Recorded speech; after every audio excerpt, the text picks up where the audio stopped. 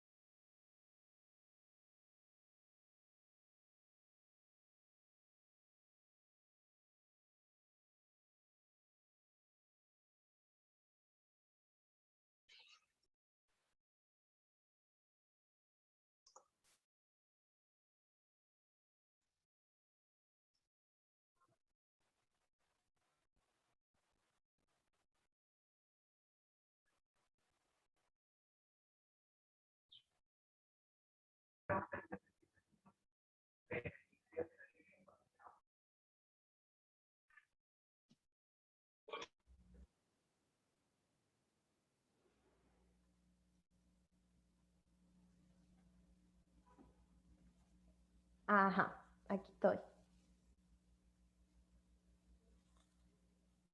Seguimos. ¿Ya se conectaron? Sí.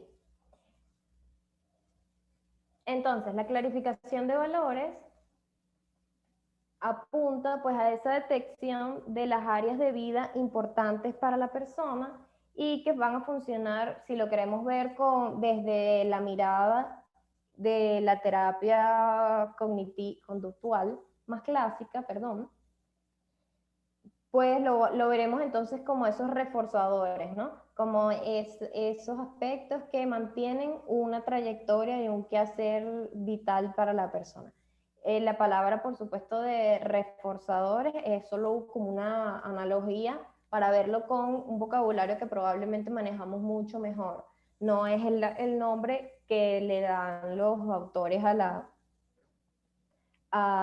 la clarificación de valores.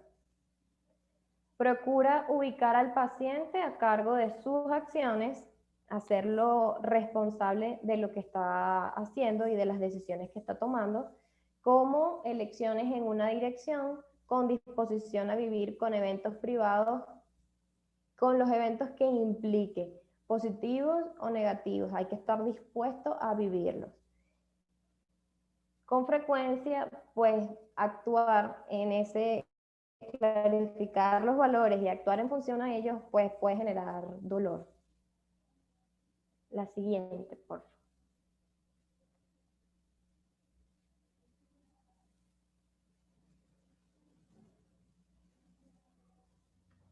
Ajá, los últimos 3 procesos sobre los que se centra la terapia de aceptación y compromiso es el contacto con el presente, visto como esa atención plena en hacer lo que importa. Es el prestar suficiente atención, pero en la misma línea de los valores, sin necesidad de juzgarlos.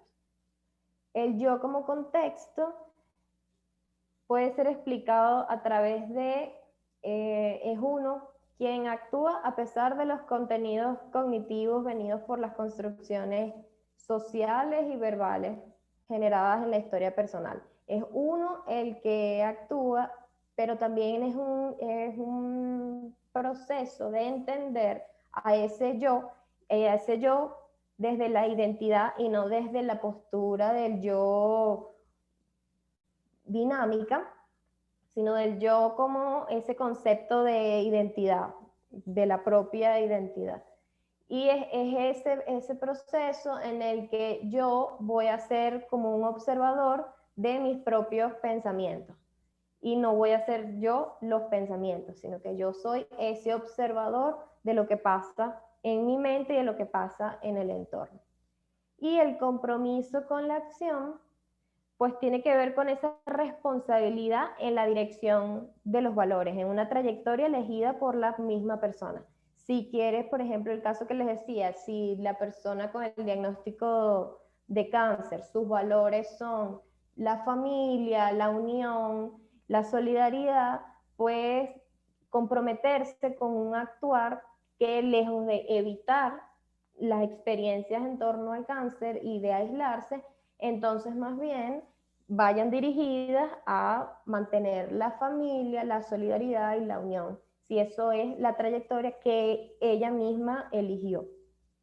Esto también ubica al terapeuta en un punto en el que funciona como un compañero o como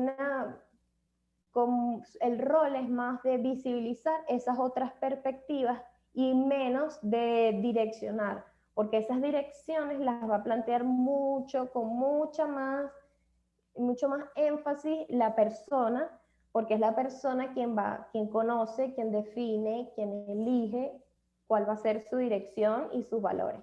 Entonces el terapeuta es mucho más flexible en este enfoque y tiene un rol menos directivo que en las terapias de primera o segunda generación.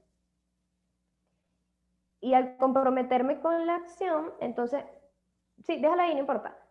Al comprometerme con la acción, lo que se promueve es que la persona cumpla con las metas y los objetivos. Ya vimos cómo las metas y los objetivos responden a unos valores. Entonces, si, por ejemplo, la meta es mantener esa unión familiar, el valor, perdón, la unión familiar, entonces como meta es, bueno, ver a mi familia todos los fines de semana y cómo la persona puede comprometerse en lograr ese objetivo y probablemente va a ser mucho más feliz. Como estrategias para lograrlo, las estrategias son estas tres y están muy enmarcadas en el uso del lenguaje, entendiendo que todo viene desde la perspectiva más lingüística y más de cómo se van generando todos esos patrones, cómo se van introyectando esos patrones. Entonces las estrategias para cambiarlos van a apuntar a lo mismo, van a apuntar a ese lenguaje y a ese cambio de la interpretación. Los métodos buscan evitar las trampas del lenguaje y favorecer un contexto verbal donde se cuestiona la racionalidad y se valida la verdad de la experiencia vivida. Lo más importante, la verdad va a ser lo que la persona vive. No va a estar a ver, como lo vemos desde la terapia cognitivo-conductual, la verdad va a ser todas esas evidencias que la contrastan para saber cuál es la verdad. Entonces la verdad termina estando como afuera de la persona. En este caso, en esta terapia, la verdad es la que experimenta la persona. Estas estrategias son herramientas con gran capacidad para activar emociones y motivaciones en sesión. Si precisamente la persona está en un proceso de evitación de la vivencia y la evita porque genera sufrimiento, pues al yo ir cambiando y ir trabajando sobre eso, va a haber mucho contacto con ese dolor y por lo tanto se van a activar muchísimo las emociones de la persona y voy a trabajar con sus motivaciones más, fíjense, más vitales cuando trabajo con los valores de la persona. Estoy trabajando con esa motivación toda, global, ese impulso vital de la persona. Entonces, por supuesto, son sesiones muy movidas y tengo que tener cuidado con ese trabajo, ¿no? Porque me voy como a lo más profundo. Su estilo es marcadamente humanista, supongo que ya se han dado cuenta, y centrado en la persona. Entonces esas tres estrategias serían las paradojas, cómo muestran las trampas vitales, cómo le devuelvo al paciente esa trampa. Por ejemplo, con una paciente, en una oportunidad, en este trabajo de mostrar la trampa verbal, ella me decía que ella estaba trabajando mucho, esforzándose mucho, pero que sentía demasiada presión. Entonces, ¿por qué trabajas tanto, no? Bueno, porque yo creo que mientras más me presiono, me voy a ir habituando a que la presión es positiva. Entonces, era como su visión. Entonces, paradójicamente, al mostrarle, ajá, pero fíjate, el malestar está en que te sientes muy presionada y tus acciones van en función de presionarte más, porque así cree que se va a sentir menos presionada, pero lo que se está generando es más malestar que fue de hecho la motivación de venir a terapia. Entonces, al notar como esa trampa de lo que te estás diciendo, realmente no es lo que estás consiguiendo. Es ese momento en el que hace como el clic de, es verdad, entonces es mejor hacerlo de otra manera, porque de la manera en la que lo estoy haciendo, pensando que voy a conseguir un resultado, estoy consiguiendo todo lo contrario, estoy generándome mucho más malestar. Las metáforas vistas como imágenes mentales, perdón, imágenes mentales que contienen en sí analogías del problema y alternativas de solución. Les pongo un ejemplo.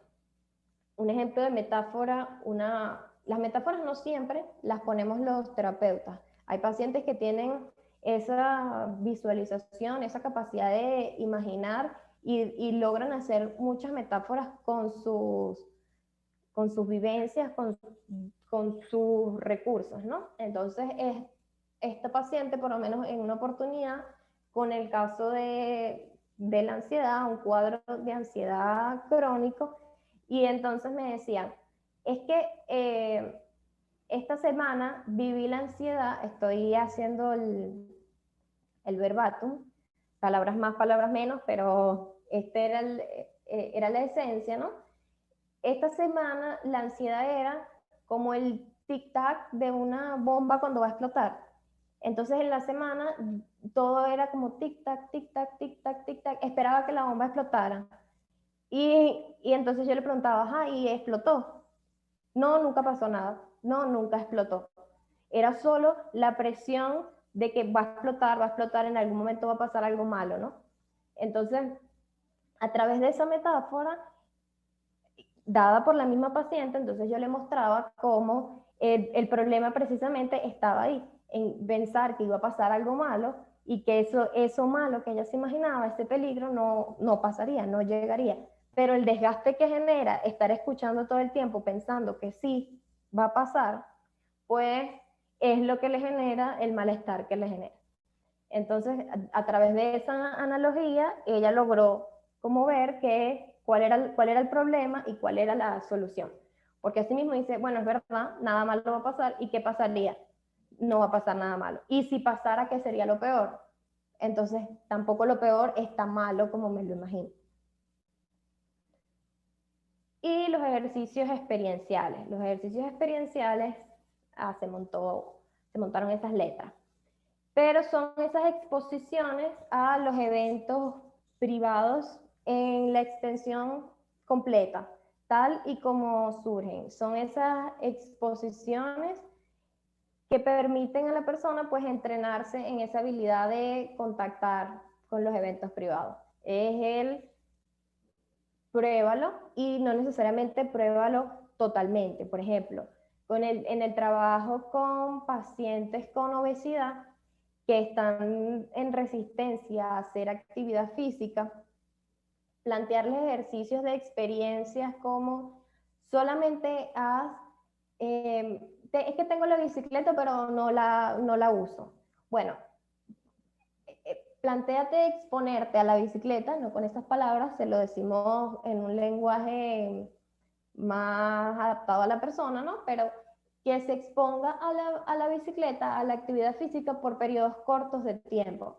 Y que si generan malestar, está bien, porque no está acostumbrado a hacerlo, porque responden a una historia personal probablemente, pero que se exponga, si sea por periodos cortos de tiempo, a vivirlo, a saber lo que es. Y luego entonces, bueno, aumentamos el tiempo y se trabaja en la actividad física como un hábito. Pero en un primer momento puedes ubicarse en experimentarlo y tener esa vivencia es sumamente importante. No se trata de disminuir la intensidad de los síntomas, sino de generar flexibilidad. No se trata de que se vaya a sentir mejor, se trata de que tenga la apertura a sentirse mal, de que se dé el permiso de sentirse mal, de sentir miedo, de sentir ira, dependerá.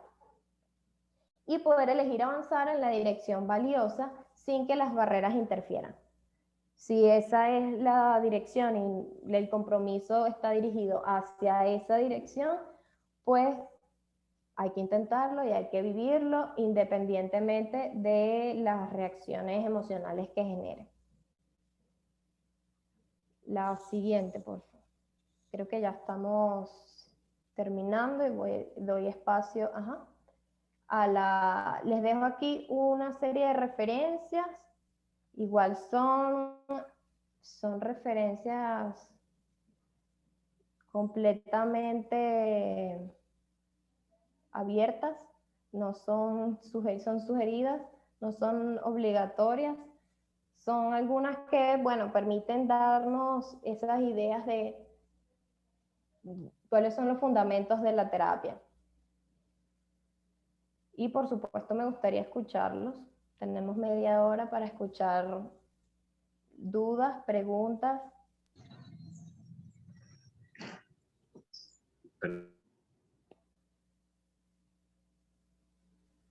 ¿Puedo participar, profe? Claro. ¿Me escuchan con claridad? Ahora te escucho mejor que antes. Ok.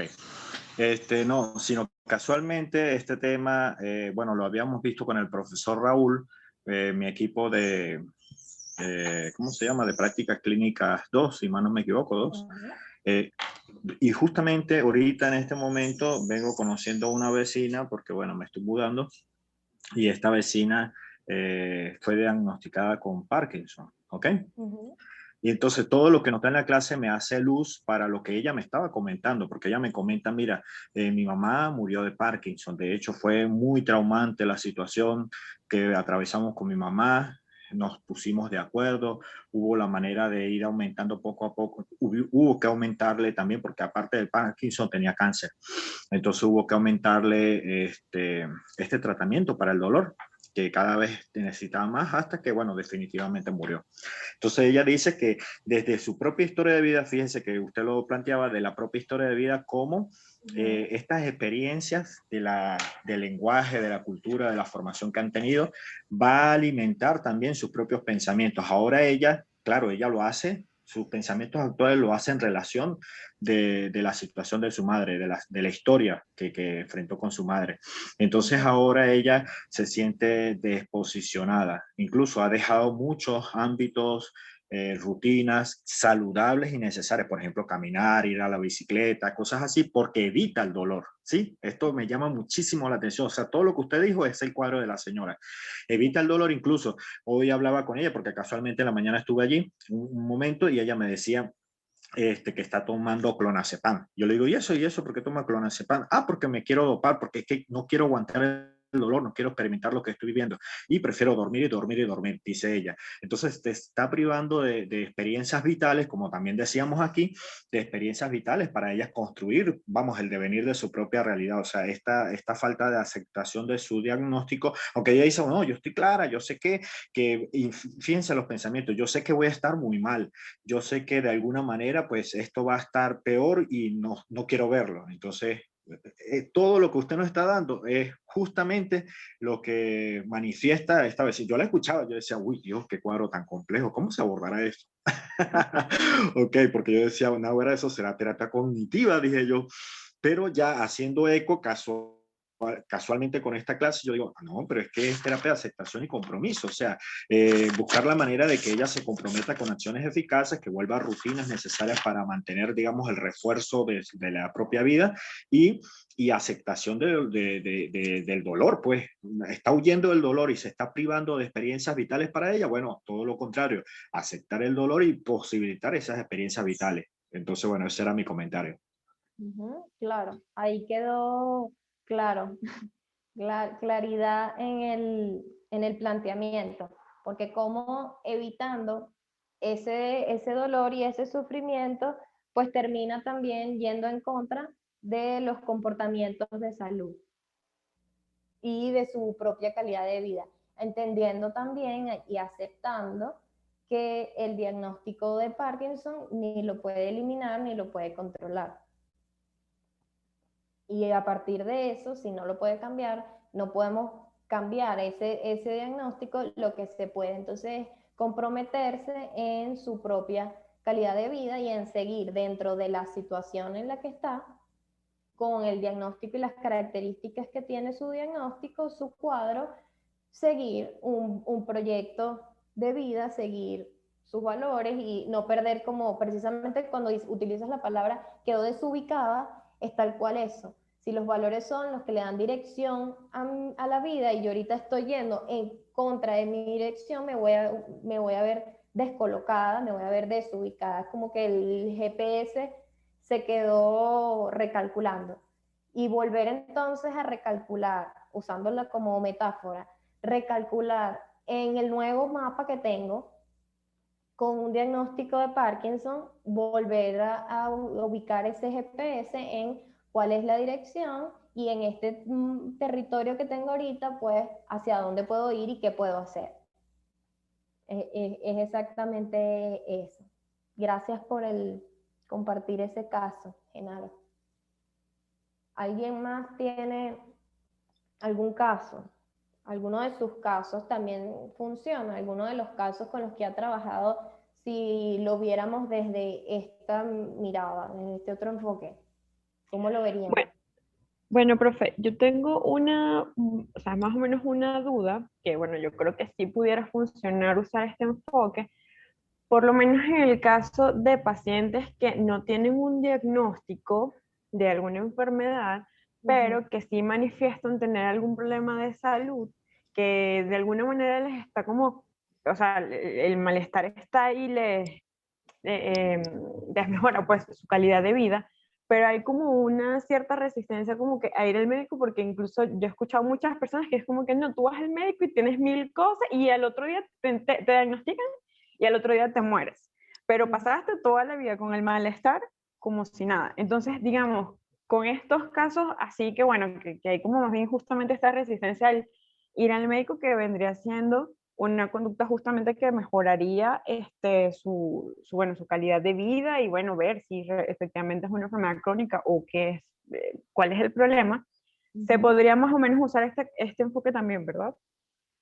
Claro, claro, porque el no ir al médico es precisamente una manera de evitar una experiencia. En el imaginario colectivo está como esa visión de que yo voy al médico a buscar una solución y el médico me va a decir otro problema. Cuando voy al sistema de salud, entonces no, yo prefiero no ir porque yo voy por un dolor de cabeza y me mandan al neurólogo, al cardiólogo, por si acaso un examen de sangre, por si acaso por dónde es, y entonces termina generando mucha más preocupación. Y para evitar, perdón, esa preocupación que genera ese problema que va a ser mayor, que la persona se está imaginando, ¿no? Está solo en su pensamiento, no necesariamente eso tiene que ser así. Entonces, por evitarlo, prefiere no ir. Y no ir va en contra de solucionar el malestar.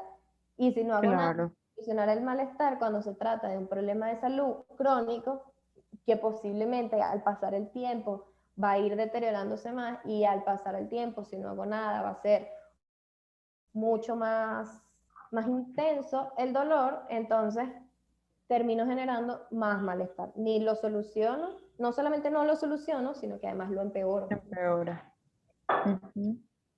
Vale, gracias, profe. ¿Alguien más? Sí, bueno, yo me gustaría, bueno, me gustó mucho la clase. De verdad que es muy interesante, ¿no? Y yo me hacía como algunos cuestionamientos. ¿Sabes? Que uno como psicólogo tiene que dudar de todo para poder investigar e indagar, ¿no? Y no quedarse. Por eso es que en psicología hay tantas diatribas y, y también debates entre escuelas y sistemas. Y yo decía, bueno, ¿qué tiene que ver esto con las terapias de primera y segunda generación, ¿no? ¿Qué tiene que ver esto con el conductismo? Considerando que por lo menos en el inicio tú hablabas de la habitación del sufrimiento y me llevó a lo que es la psicología budista, que te habla de que tú tienes que evitar el sufrimiento, conectarte con el aquí en el ahora, tú también lo dijiste, con el mindfulness, que también es esto, y va por allí, pero no es tanto como eso. Me explico, si la respuesta es, bueno, sí tiene que ver con el conductismo porque te habla de el funcionalismo en el contexto, pero considerando a la persona como un todo, ¿no? Y esas experiencias contextuales lo que tiene que ver con la historia de aprendizaje y lo que a ella la ha formado en su historia de vida. Entonces, en ese sentido, cómo la persona aprende a valorar sus habilidades, sus potencialidades, sus capacidades y saber que tener por lo menos una enfermedad o pasar por un trastorno de ansiedad no es tan malo en la medida que se permita experienciar eso que le está pasando a ella como una persona única. Entonces ahí cuando decimos como una persona única, vamos como a un sujeto único que es su propio control. O sea, lo que hay que verlo es que ¿por qué se llama de tercera generación? Porque es una evolución de, de todo este modelo conductual y cognitivo-conductual, pero que no lo deja de lado. Eso es importante saberlo, porque sí retoma conceptos importantes que a veces quedan implícitos. Y también es una invitación, para mí por lo menos en lo personal, que a seguir indagando esto, porque veo que no sé si tú sabes de alguien que lo utilice como una rutina en sus prácticas, y es interesante por lo que tú hablas de los valores que tiene la persona, de sus propias creencias, pero no quedarse solamente en, en tratar el pensamiento. Y hay otra cosa importantísima que tú mencionaste, que también la dice Rives, que tiene que ver con el lenguaje, porque el lenguaje uniéndolo a otros paradigmas, el lenguaje nos construye. Entonces, que nosotros como psicólogos, qué tanto hacemos consciente a la otra persona de la potencialidad que tiene su lenguaje? ¿Qué se está diciendo? ¿Cómo lo confrontamos a lo que se está diciendo? Y cómo la propia persona puede cambiar eso que se está diciendo en cuanto a la flexibilidad psicológica. Eso es lo que el ejercicio que yo hago como psicólogo, pues. Y me gusta, lástima que aquí no creo que haya especializaciones o cursos en cuanto a esta terapia, que yo sepa, aquí en Venezuela. Mm, No hay aquí, pero por ejemplo, en el posgrado el posgrado que estoy haciendo yo, sí es una temática, sí es como un fuerte.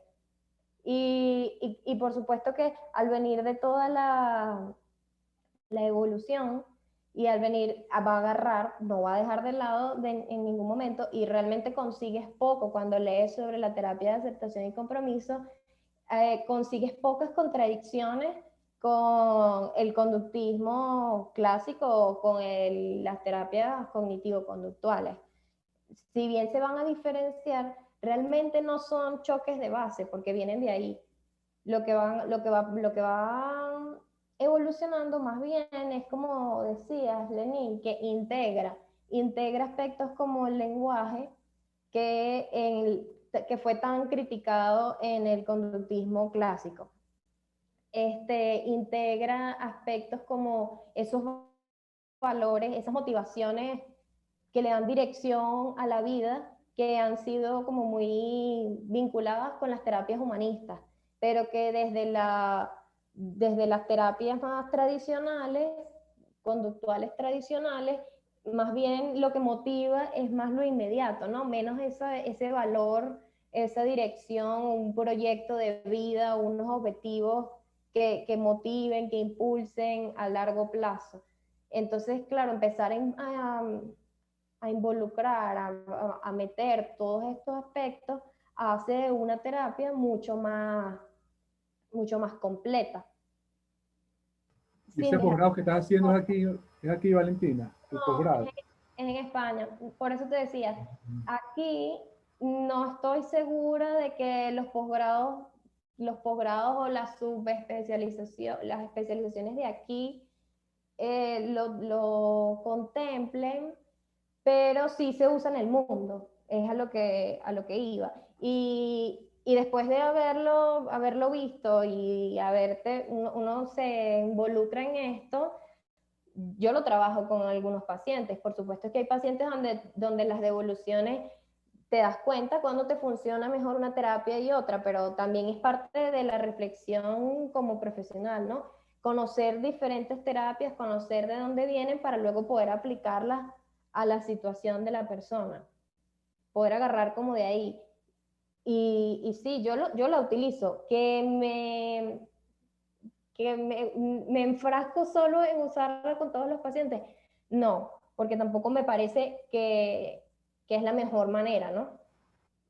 Sino hay pacientes con las que funciona muy bien, pacientes, por ejemplo, tengo un caso ahorita que es una adulto joven y es escritora y, por ejemplo, todo esto del lenguaje es muy importante para ella y entender de dónde viene el lenguaje y todo lo literal de las palabras o ese trabajo de desliteralizar me funciona buenísimo la terapia de aceptación y compromiso con ella, porque es un caso que tiene esas características y que de esa manera muy desde el lenguaje, desde las construcciones, desde las representaciones, funcionan muy bien los cambios en ella porque son el centro. Lejos saliéndome un poco de la aplicación a los procesos de salud, ¿no? Pero este trabajo puede venir de la mano incluso con otra, ya te digo, Ana, puede venir de la mano con los procesos de otras terapias. No tendríamos por qué, siendo una evolución de las terapias anteriores, no tendríamos por qué ser tan puristas usando solo esta. Ahora, el eclecticismo sí se vuelve un poco cuestionable cuando agarro como de diferentes corrientes que tienen bases epistémicas diferentes, como agarrar de lo dinámico y del conductismo y entonces hago como una mezcla y después tengo un enredo porque las bases son muy diferentes. Pero cuando se tratan de las evoluciones y que las bases son más o menos las mismas o las mismas, entonces funciona muy bien, es mucho más efectivo.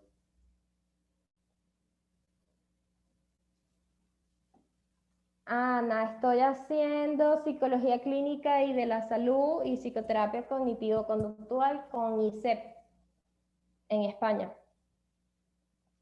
Pero si me recuerdas, me escribes por WhatsApp, me mandas un correo, te mando la información. Y nada, y sabiendo ustedes que ya están de salida también, aprovecho para hablarles un poquito de lo importante que es estos procesos de formación en el pregrado. Y se darán cuenta cuando lleguen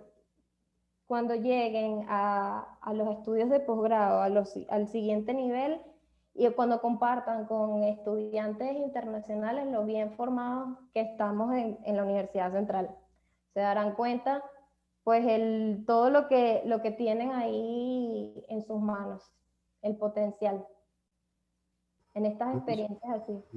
Qué bueno saber eso, porque ahorita hay muchos que están haciendo docentes, psicopedagogos, hacen el posgrado en orientación de la conducta. Ajá. Y no es lo mismo, y creen que están haciendo terapia, pero bueno, ese es otro tema. Así. Sí, ese es otro cantar complejo también. Pero sí, es tener claro cuál es la formación. Cuando ustedes comparten, tienen esas oportunidades de compartir con estudiantes de diferentes partes del mundo, se dan cuenta qué es lo que están haciendo en España. Y a veces nosotros aquí tenemos como esa visión de que nosotros vamos muy atrás, de que nosotros aquí no tenemos, no podemos, todo, como que la situación en la que vivimos nos enfrenta a eso. Y cuando nos damos esa oportunidad es cuando se van a dar cuenta. Ojalá que tuvieran todos la oportunidad, ¿no? de publicar, por ejemplo, de discutir con grupos de diferentes disciplinas, de diferentes universidades, de diferentes países, y es donde van a notar toda lo competente que sale el egresado de la Universidad Central. No, no por ganar, sin querer ser, sintiéndome orgullosa de mi casa de estudio. Vamos a decirlo de esta manera. ¿Alguna otra? Se nos acaba el tiempo. ¿Alguna otra? Si hubiese igual dudas o cualquier caso que quisieran discutir, como viéndolo con esta perspectiva de la terapia de aceptación y compromiso, pues igual estoy a la orden, ¿no? Ustedes tienen mi correo o mi número de teléfono. Por correo No. generalmente soy más Lo eficiente. que voy a hacer es que te voy a agregar ahorita por el grupo de WhatsApp de rehabilitación de manera temporal, y cualquier duda que tengan, la hagan por ahí y tú tienes a bien contestar. Perfecto, perfecto. Sí, porque imagino también que los estudiantes que no pudieron estar en la clase en vivo, si la ven en diferido, tendrán dudas. Bueno, muchas gracias, Valentina, de verdad, antes que se nos vaya a cortar. Excelente clase, me gustó mucho. Gracias por tu tiempo. Un placer y qué lindo verlos o escucharlos de nuevo. Tenía tiempo que no los veía juntos, que no los escuchaba.